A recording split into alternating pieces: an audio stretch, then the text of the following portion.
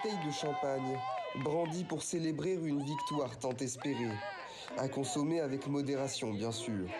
Ces salariés ont réussi à faire plier l'une des plus grandes multinationales, Amazon.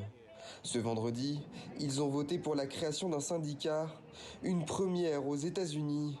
Une étape importante, car Amazon, comme les autres géants de la technologie, a toujours fait figure de grand rempart contre le syndicalisme dans le pays. Honnêtement, c'est sans précédent, vraiment. Je veux dire qu'un groupe de particuliers s'oppose à la plus grande entreprise du monde et qu'il gagne, c'est vraiment sans précédent. Je ne sais même pas quoi dire, c'est incroyablement historique. Dès 2014, une première tentative de création d'un syndicat dans le Connecticut a été avortée après une intense campagne du groupe pour dissuader les salariés de participer au vote. Depuis, les tentatives de regroupement se multiplient.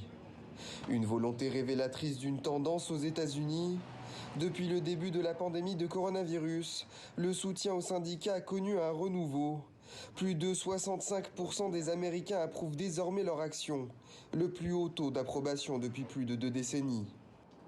Des syndicats qui peuvent désormais compter sur un allié de poids à la Maison-Blanche, en la personne de Joe Biden.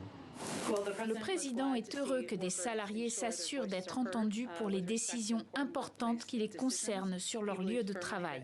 Il croit fermement que chaque travailleur, dans chaque État, doit avoir le choix libre et équitable d'adhérer à un syndicat et le droit de négocier collectivement avec son employeur. L'entreprise de Jeff Bezos a exprimé sa déception face à l'issue des votes, alors qu'un militant venait de le remercier d'être allé dans l'espace, non sans ironie, permettant aux salariés d'obtenir les voix nécessaires à la création de leur syndicat.